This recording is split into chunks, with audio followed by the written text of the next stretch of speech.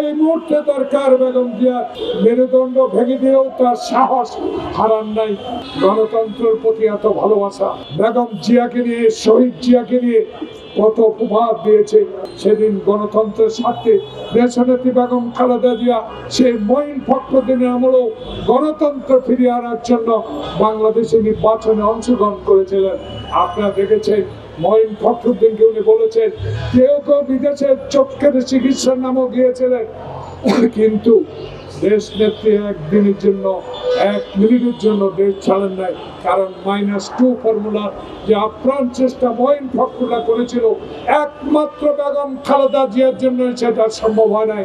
তাই কেউ কেউ আবার বাংলাদেশে ফেরত এসে মঈন ফখরুদ্দিনের অবৈধ কাজগুলোকে তারা বৈধতা দেওয়ার আশ্বাস নিয়ে সেদিন আটলান্টিক মহাসাগরের মতো দল বিএনপিকে কয়েকটি আসন দেওয়ার পরও সেদিন দেশটিতে এত দেশপ্রেম, গণতন্ত্রের প্রতি এত ভালোবাসা, মানুষের প্রতি এত ভালোবাসা যে নেত্রী, সেদিন উনি 25টা আসন নিয়েও সংসদে গিয়ে কথা বলার চেষ্টা করেছেন।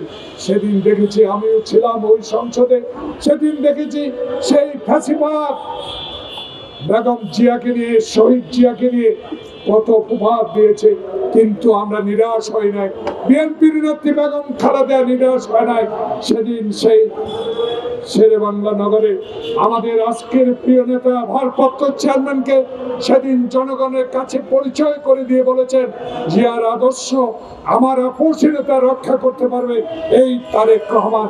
16টি বছর যাকে নির্যাতন করো, মেরুদণ্ড ভেঙে দিয়েও তার সাহস হারান নাই সেই নেতা 10,000 কিলোমিটার দূর থেকেও সেদিন বাংলাদেশের মানুষকে, বিএনপিকে উৎসাহ দিয়ে এত জেল, জুলুম, হত্যা, গুম সকল কিছু সহ্য করেও তারেক রহমানের দল বিএনপি আজ এমন মুহূর্তে আজকের দিনে উপস্থিত।